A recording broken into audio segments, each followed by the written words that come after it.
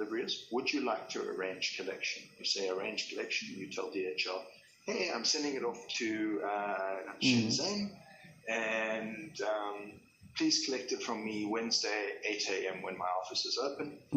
The guy comes, scans for the parcel.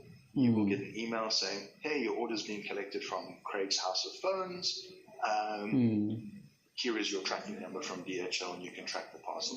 So we understand that merchants aren't going to be great at that part. So we build a little mini ERP to help them with that portion of things. And then we also build something called the Robo-Advisor. The Robo-Advisor, it's really just a little bit of event-driven AI that says, okay, I see you've created a product. You should probably create a Facebook ad for that product, and it takes you to our tools to do the Facebook marketing and Instagram marketing and all of that.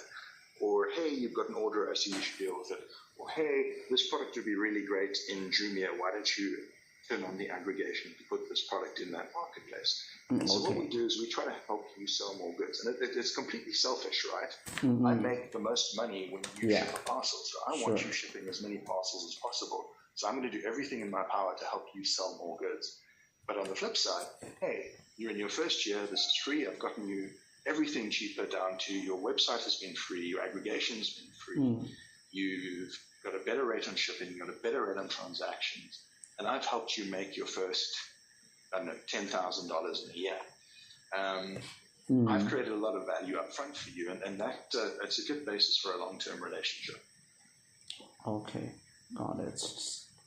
So you said about the logistics, you just use the third parties, but how do we manage it? What have we done in terms of the logistics for the customer?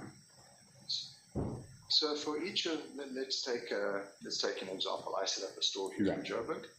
There are a series of APIs that we pre-integrate because obviously that would be a little complicated for the merchant. We handle payment and settlement of fees, and we take that upfront from the end customer. So when the customer is doing checkout, they'll say, hey, you've got 3 sets of delivery options. You want it super fast, super expensive, third of the price, third of the time, super slow, super cheap.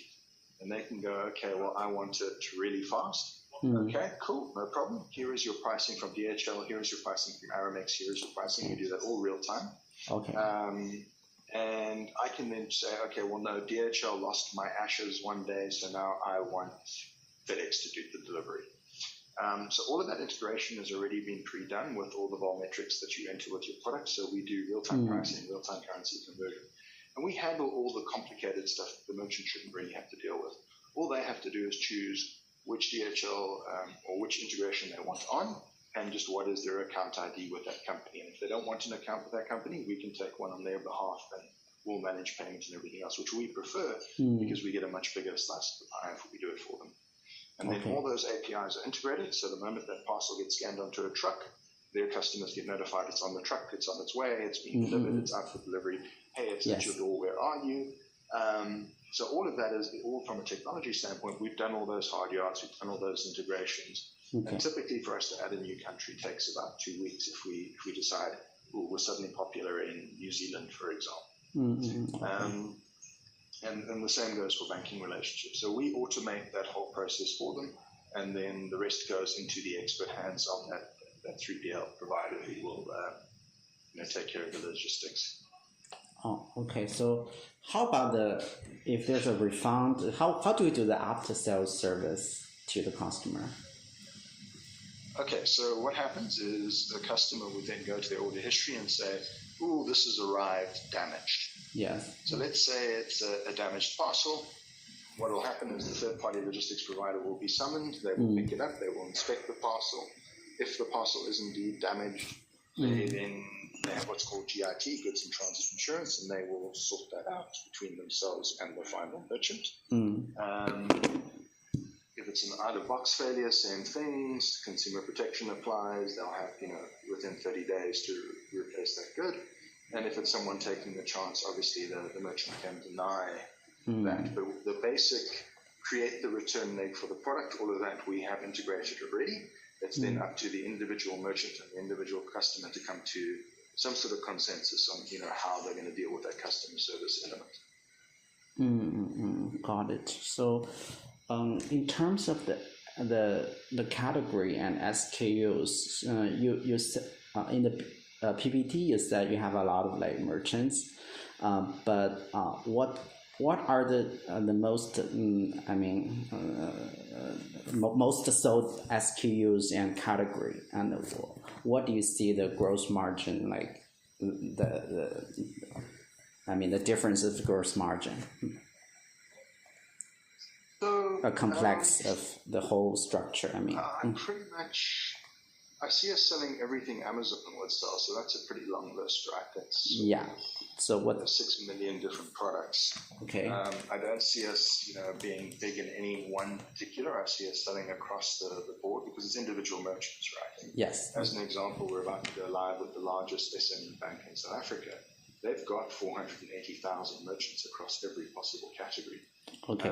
So the only things I can tell you is what we won't be selling. What we won't be selling is anything in the Visa and MasterCard prohibited list. Yes. So no guns, no drugs, no pyramid schemes, no ebooks, nothing, pretty much everything Amazon wouldn't sell either. So it's a pretty clean business in that sense. Okay. In terms of us, we make $2 on every delivery. Yes. We make, for now, 1%. It's about to go for 2% on transactions once we partner with MasterCard. So we no longer need banks as an intermediary. And then obviously we make the SaaS fee, which by comparison is a very tiny number. And what we see is that number growing. If you look at, for example, Shopify, if you look at their quarter-on-quarter results annually, Q4 versus Q5, 2017 versus Q4 2018, they went up 54%. So the interesting thing about a merchant is the longer they're in business, the better and better their business gets. Okay. So you'll see in my model, I modeled it, and the guys are only making $600 a month. So not enough to quit their job, not enough to feed their kids, not enough to, that's what failure looks like.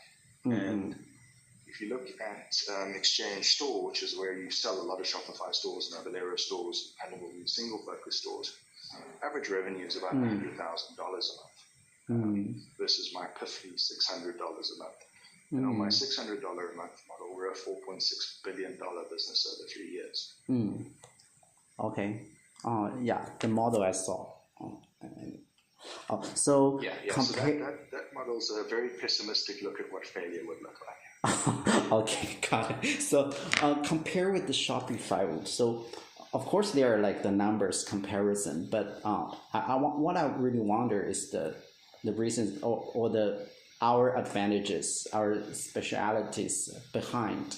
What do you think is the difference? So there's a couple of things. Yeah. The first thing is pricing. Okay. Top of the line Shopify Plus will set you back $4,800 a year. We are $150 a year, and first year it's free. Okay. The second part of that is functionality. Shopify says, okay, well, you've built your website, you've got a payment plugin, you've got a delivery plugin. Good luck to you. We hope you sell things. Bye. Whereas we say, here, we've got your products in, we've got you enabled, we've got you better rates on everything. But by the way, let's try and help you get more sales. And then we do all the aggregation, everything else. So we go well beyond here's your e-commerce website. And I think that's a distinct advantage, because I think 5 years from now, you're going to have a website because you have to have one. Yes. But you're not going to be selling off that website again. You're going to be selling off Instagram, all these other places. We want to be that one place that enables you to sell in 4 places at once. And then it becomes the sum is greater than the whole.